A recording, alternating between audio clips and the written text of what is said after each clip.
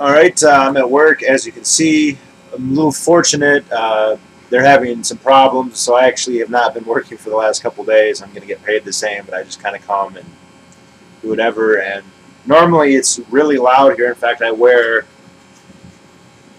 my shooting ear protection most of the time, but because they're having problems, they're not actually drilling. Let me show you. Right here, these are some giant air compressors.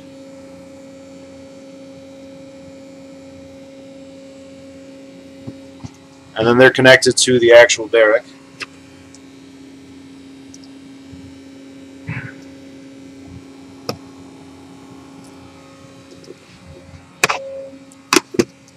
So as you can see, I'm quite close.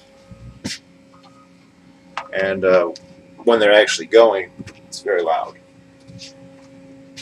They're not going, so it's not too loud. I'm still going to film in my studio, though, because it's a little bit quieter even still here. And if anyone walks in, I can just say I'm going to the bathroom. Recently, I watched a documentary about racism. Are there differences between the races? And this is a topic I have made 1 or 2 videos about. For some reason, a lot of commenters on YouTube have really made this a big thing to talk about. But I have to say that, quite frankly, in most circumstances, I don't find it very interesting for a couple of reasons.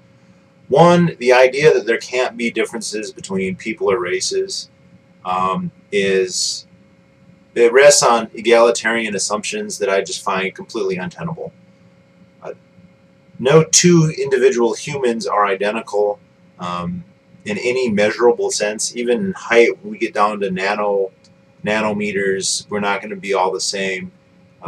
Whether we're talking about our tensile strength, where our tendons are, how many hairs we have, bone structure, right down the line, our bodies are not the same, and our minds are not the same. They're very similar, that's true. We're compatible, we can interbreed, but we're not identical. And I think that's great. I think the world would be really boring if we were all the same. I think it's really interesting to be able to look at someone like, ooh, that's different. And I don't just mean the way that they look, I mean the way that they think, the way that they act. And, you know, the premise that all the races are the same, it just doesn't make a lot of sense to me. Now, the categorization into races is problematic. You have people who are mixed. I mean, a black person and a white person interbreed, and that happens more than enough. What is the, is it black or white as the offspring? It's kind of a little convoluted, but the idea that they have to be the same just does not make a whole lot of sense to me. Now, the documentary I saw was by a Norwegian man. It was in Norwegian.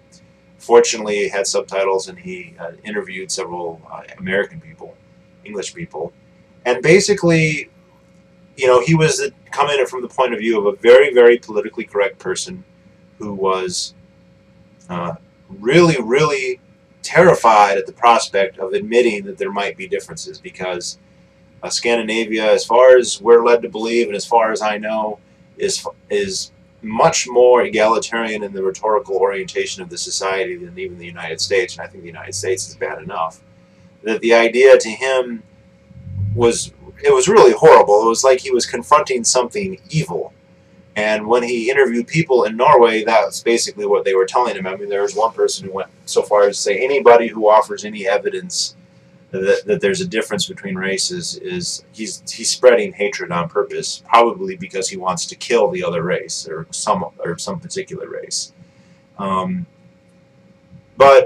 the other reason I really don't care about this is because I am ever and always will be, as far as I can see, going to be a methodological individualist. Even granting that there are differences in races, or if there weren't differences in races, it makes sense to have a framework when it comes to most issues to think about things in terms of methodological individualism. Now, we can't always do that. It makes sense to have stereotypes. You know, it's reasonable to say, okay, I don't have all the information about every individual I'm ever going to encounter, so it is not totally fallacious to make assumptions sometimes, but once you get past that, when you're interacting with people at a more involved level, then it makes sense to base your appraisal not on those stereotypes, even if they're well-founded, but rather on the specifics of whoever you're dealing with. So just as an example, it might be true that on average East Asians are smarter than whites. And it might be true that then, as a stereotype, that when you're talking to an Asian, you assume that they're at least as smart as you, because statistically they probably are. However, if at some point during the conversation you realize that the East Asian you're talking to is not very intelligent, then you should probably dumb down your conversation or adjust yourself accordingly, regardless of the fact of the aggregate average of his race. And, you know, when it comes to economics, obviously, methodological individualism is superior to any system that's going to be based on collectivism. Even if we were to take differences in races much farther than that, because, you know, the claims, the scientific claims, as far as I can see, are that, you know, there's bell curves, but even so, it's not like every single person in one race is below every single person in another race. There's an overlap, and then the averages are just offset a little bit. And we could be talking about intelligence. We could be talking about height. We could be talking about penis size or complexion or eye color or whatever. And the fact that even if they were completely different, even if there was, you know, all Asians are smarter than all whites, or all whites are smarter than all blacks, it would still make sense for us to have a free market economy, for us to have a division of labor based on voluntary exchange. It still makes sense for us to, I mean, the classic example, if you just break it way down, is even if say, let's just be cliche here, and I'm not worried about political. Let's just say, since I'm white, I'm better at everything than every black person. There's no black person who can do anything as well as I can. However, that doesn't make sense then that we can't work together, because there's probably some areas where the difference in our abilities is greater. So maybe I'm twice as good at doing math or reading or holding down a job, but I'm only 10% better at picking cotton. It makes sense then, if we were to divide labor, for him to pick a lot of cotton and for me to focus more of my time on those tasks that are more differentiated. And I know I just picked the most politically incorrect example that I could, but that's just how I don't see any reason not to. It still makes sense for us to cooperate on a voluntary basis, regardless of facts about that. Now, so it was interesting, in the documentary at the very end, he interviewed Charles Murray, who he interviewed a couple times, and he's the infamous author of The Bell Curve, or Beyond the Bell Curve, something like that. A book that more or less popularized these ideas. They've been popular for a long time, I guess. Murray is something of a libertarian. He kind of walks between the world of conservative and libertarian. He's enough of an intellectual that he's not just soft-core libertarian. He will say really libertarian things, then he'll say really unlibertarian things, like he's happy Barack Obama got elected and he's proud of him, and that kind of stuff. And he has a really good book on poverty, by the way, called Losing Ground, which I highly recommend.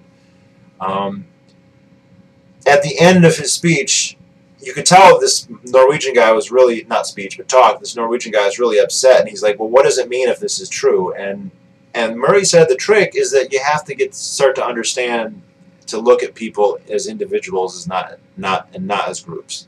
Which I couldn't help but think that was him sneaking in some libertarian individualism into the rhetoric there. Because that's, if you have that position, which is my position, then, okay, race realism, differences in races, it could be true, it probably is true, and it really doesn't have any say over policy. Maybe it makes sense to form stereotypes based on that, and to make, if you have to make an uninformed decision, to use those as a benchmark. But beyond that, it doesn't make a lot of sense. Still, we want a free market. We want a division of labor based on mutual exchange. Either way. And I couldn't help but think he was putting it in there. Now, so to me, the whole issue is relatively uninteresting. But where it does get a little interesting is that one of my goals, one of the things I really want to understand, which I don't, which I keep trying to understand, which I don't, is to analyze what is it that makes people libertarian, And is it something that we can isolate and then propagate? And within that debate, there's basically two sides, just like there's between every debate, there's kind of a nature-nurture debate. Are libertarians made or are libertarians born? And I think that the only real convincing answer is that it has to be some combination of the two. I think that there are traits that can predispose somebody to be libertarian, but that it can happen even if you lack these traits. Just like, and I've used this analogy before, there is no basketball gene, but there are genes for being tall or perhaps having some increased ability to be athletic or whatever. And in one of my series, the Libertarian Spark series, I talk quite a bit about this. I think that within the United States, we're dealing with a population that is largely self-selected, and it's largely self-selected to emphasize certain traits that lend themselves to libertarianism. The European immigrants and the African immigrants were not self-selected. They were unilaterally selected by third parties, not just Europeans, but other blacks. But then they were selected, they were specifically selected for physical traits, really. But the whites were coming here for various reasons, so it's not like there's a uniform data set here, but it's people who are willing to leave their home countries. It depends on what period we're talking about. If we're talking about the early period, the first English colonies, we're talking about very often either very entrepreneurial, very, very adventurous, or very, very, very theologically, intellectually pure, literate Puritans. I mean, you've got these hyper-literate theologians, essentially, and then you have people who are willing to go into a situation where they could get massacred by a Stone Age culture at any moment with really no hope of help other than what they can have themselves, what they can produce themselves. So that's a very interesting mix, and that's what the first colonists essentially were. Now, later waves did not face identical situations, but even they typically were coming for opportunity. These are people who were, for whatever reason, not satisfied with the conditions they found, whether it was in England or in Eastern Europe or Russia or Southern Europe, and they came here in order to better express whatever it was they were going for. And I think that it's likely that there are certain traits that accompany them, and then they come to this place, and then they interbreed with other people who are similarly selecting these traits, not to mention whatever cultural aspects that brings. And the result is a population that is noticeably dissimilar to its parent populations in Europe. And I think this is still pretty clear. I think there are obvious differences between American society and European societies, especially that in the UK. It's the easiest to compare in the UK, but it's present in the other ones. If we're talking about libertarianism, Americans are much more receptive to libertarian ideas. And I know that sounds amazing because we feel like such a minority here, but it is much worse in Europe. Trying to sell this stuff in the UK or in, God forbid, France is very difficult relative to the United States. On several issues, Americans are pretty libertarian, especially in the issues surrounding both the First and the Second Amendments, which is the reason those amendments are still there. Not because they're on paper or because the judiciary has done a good job. It's because so many Americans value things like freedom of religion, freedom of speech, right to bear arms. And those are things that are very rare in the parent populations that we come from. There are other parts of the world where that does exist. Kyrgyzstan has a lot of gun rights, for instance. But from Europe, that is an unusual mix of traits. And, you know, the debate that we're having here in the United States about gun control, even the moderates, even the Brady campaign to prevent gun violence, they would be considered, you know, absolutely radical NRA extremists in most countries in Europe, in the UK especially. And so I think this is evidence that there is both a genetic and a cultural aspect to this. And it has been noted, not just by me, but by others, that there are differences in the behaviorism of Americans versus, especially the people in the UK. That's the most obvious one to compare it to, but pretty much anywhere in Europe. one example I like, someone was telling me that I should check out these freedom of the land people. It's basically a squatting, homesteading movement that in the UK and Canada, and my guess is in the other Commonwealth countries, it's called freedom of the land. In the United States, there's a similar movement, but it's called sovereign citizens. And I just watched a documentary made in Canada about this. And basically in Canada, it's totally peaceful, and it's basically just a bunch of left-wing hippies who are trying to live for free. And whatever, that's fine. I don't disagree with the movement. But they were juxtaposing it with its American counterpart. And there were extreme and obvious differences. One being the proclivity of American sovereign citizens to produce firearms and use them against the police. They showed a dash cam video. I remember when this happened. It happened in 2010. Where the police pulled over a van that had a guy driving it and his 16-year-old son. I think they just pulled him over because they didn't have plates. And one thing led to another, and the 16-year-old son jumps out of the car with an AK-47 and kills both of the police. Which was really stupid, by the way. But that is something that would be completely unlikely to ever occur in Canada or the UK. That someone would be willing to just do that basically without provocation. Well, not without provocation, the fucking cop pulled him over, but I mean not provocation justifying that. And there's stuff like, I mean, Americans are willing to shoot back, I guess is what you'd say, at a level far more than their parent populations are. Not that there's nobody in Europe willing to do that. I've got lots of subscribers from the UK, and I'm sure that they disagree with me, but most of them tell me, yeah, it's insane here. You can't talk sense to the people here about libertarianism. In America, it's a hard sell, but it's not totally... It's not as hard to sell as it is over there. And maybe that's because the libertarians who lived there before all moved here and they had kids. And if there are certain traits, I think one would be some kind of deference to authority, one's willingness to question society or whatever.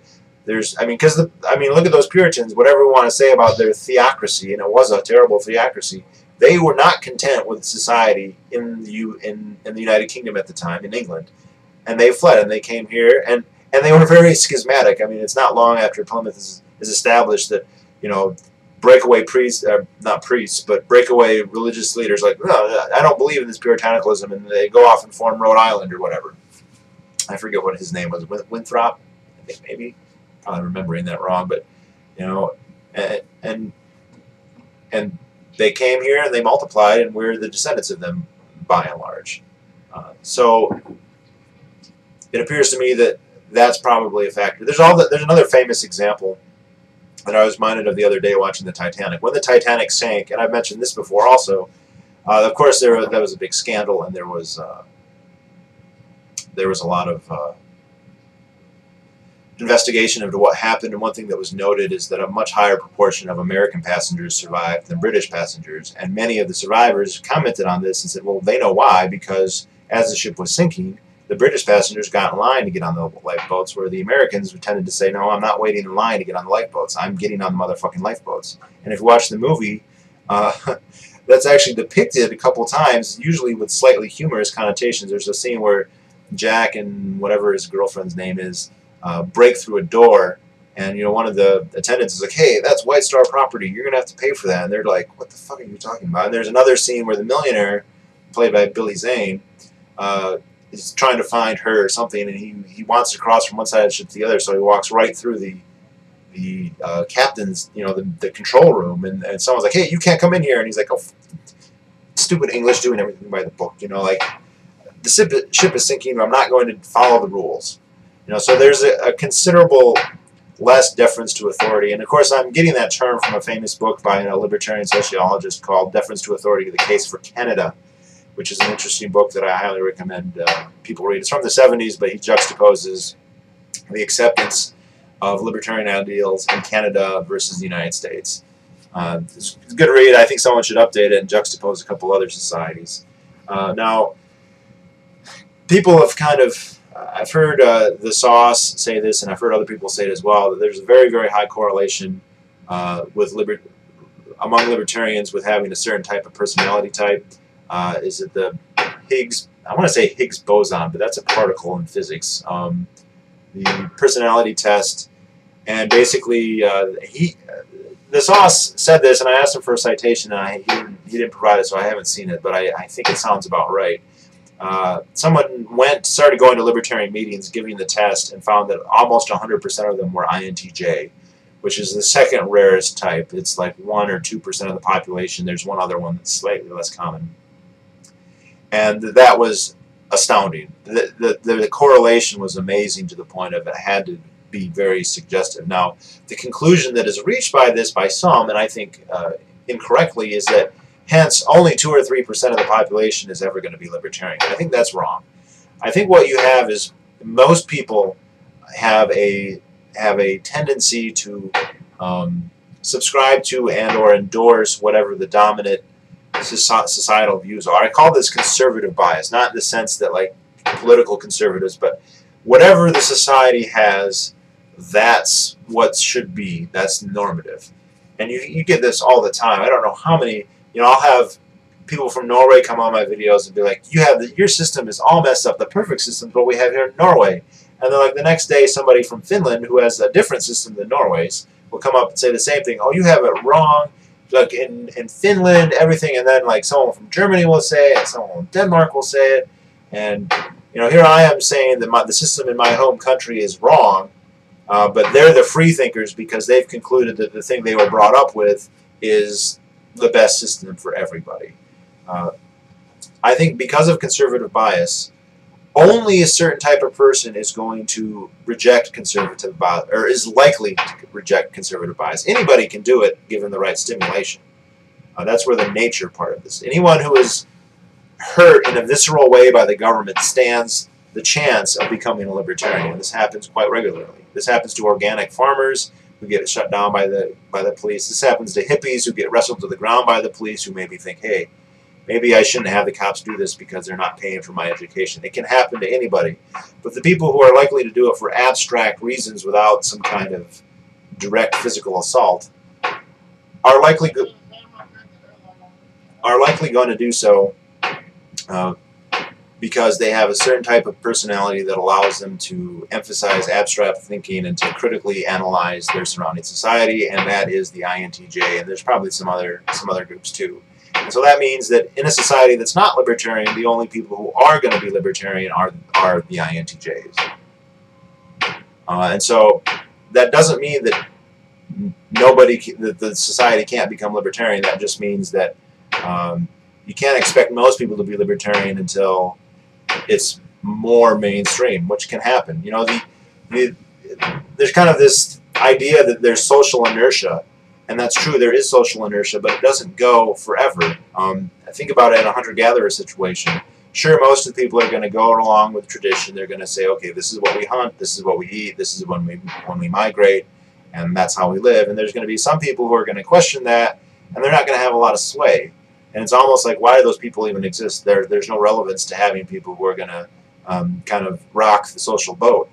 We have to cooperate. What's the point in having people who are going to say, hey, this is wrong, we shouldn't be hunting buffalo, and we should not migrate once a year, but 3 times a year? Well, that becomes important when there are changes. If the conservative consensus is to hunt water buffalo, and then water buffalo suddenly go extinct, you're going to need those people who have considered, well, what are the alternatives? The conservative bias is going to cause extinction, or if they don't migrate, when it's going to become a drought. The Sahara Desert 10,000 years ago was basically a savanna-like environment. It was very, very, not lush, because the savanna is not exactly lush, but relative to today, it was lush. It had acacia trees and rivers and lakes and all kinds of megafauna, hippos and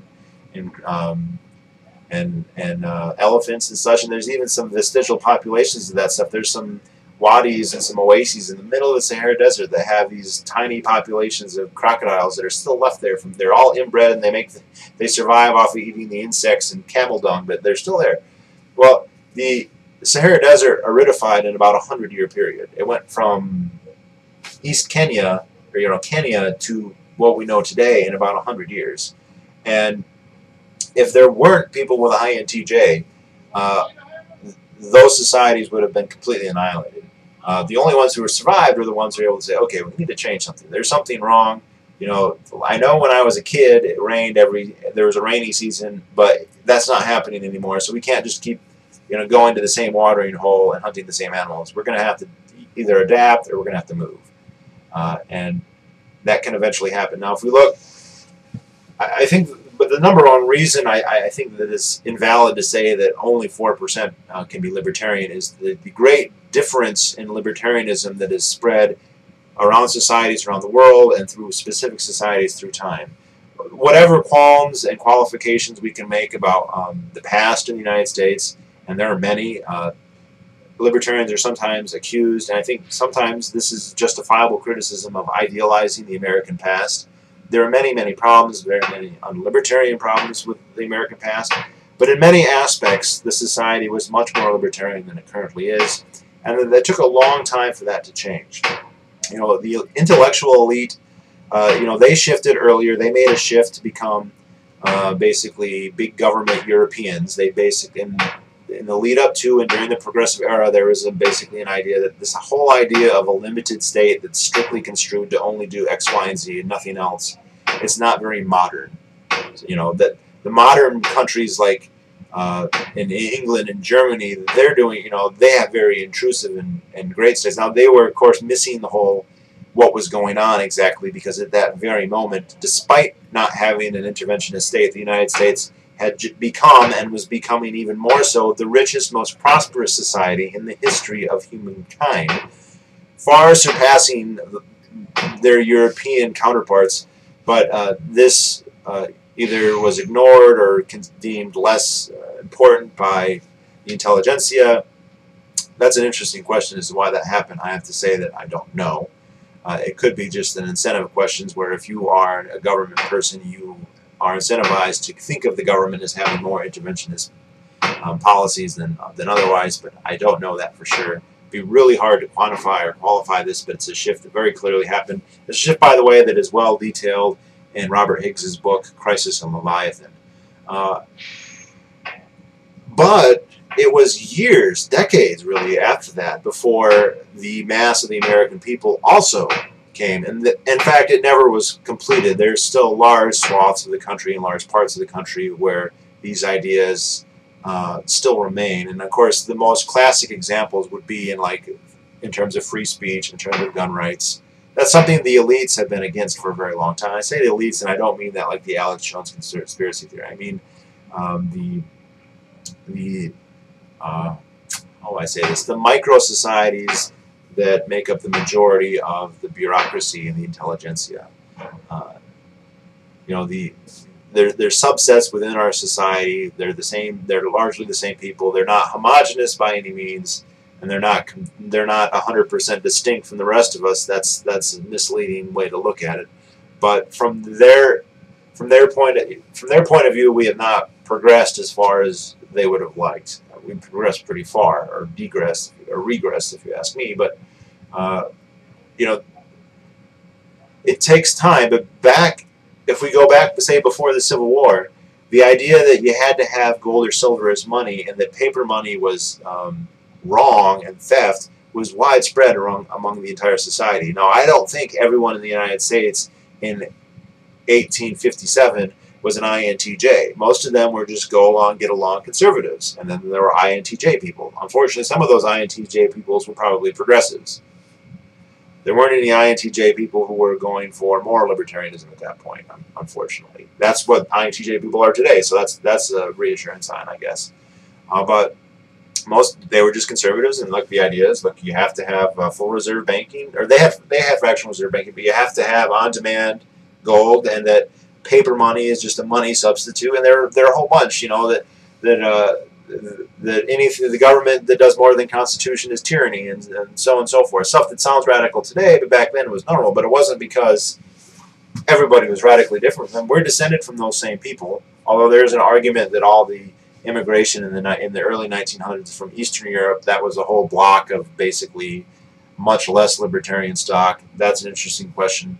I think that you're still dealing with a self-selected population in that case, but it's they're selecting for different traits, and maybe that is part of the problem, or I don't want to say problem, one of the reasons. But eventually, it becomes normative to just accept these greenbacks. We don't have greenbacks, by the way, but we have Federal Reserve notes that are imitations of greenbacks. That's the kind of currency we have now, and now that's the conservative thing. And so, oh, that's normal, and gold, that's kind of not anachronistic and radical at the same time. But people's minds changes. Reality has a way of cutting through ideology. Not perfectly, not like a hot knife through butter, but it can and does happen. Government systems are, even though many people believe in them and give them a huge degree of deference, and they let them fail to a huge degree, every failure causes some people on the margins to be like, yeah, you know, that's probably not a good idea. And I think, and this is why I bitch about a lot of my subscribers, why I think you all should make YouTube videos if you don't already, because the more people, the more vocal, the more of us that there appear that there are, the less radical this idea seems. It's stupid reasoning, it doesn't make logical sense, it's not a valid argument in and of itself, but it is persuasive to a lot of people. And every person, you know, every person that we can, you know, bring about to our position is another brick in our foundation, and that's a good thing. And we have a lot already going for us here. You know, to bring it back, many of the libertarian ideas are already sold here. I'm not trying to characterize the United States as libertopia. Please don't think that. I'm just saying that there are already cultural, and I would say very likely at some level genetic differences that predispose Americans to this. If you're in the UK, if you're in Germany or France, you're living among a population that, you know, all the people who were really go-getters left 200 years ago, and you're descended from the people who are like, well, everything's fine being a serf and having a king, and, you know, living under a a non-minarchist government, which is certainly, you know, you didn't have minarchist governments. Even the British government, even though they like to be kind of hands-off, they rhetorically could do whatever they wanted, and you know, eventually they started to, as did this one.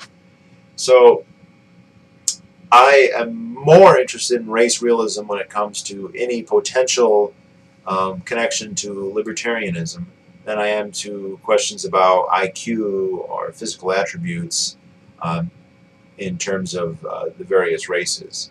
I think that's really not that interesting of a debate. I am a methodological individualist. It's not entirely relevant as far as I'm concerned, and I don't even think it's a debate, since I think you know, the contrary view that there's no differences between the races is based on egalitarianism, and I find that one of the most bizarre, untenable ideologies that I can imagine. Yet it must be useful for the government because it's been propagated pretty widely. So anyway, that's it, and I'll talk to y'all later.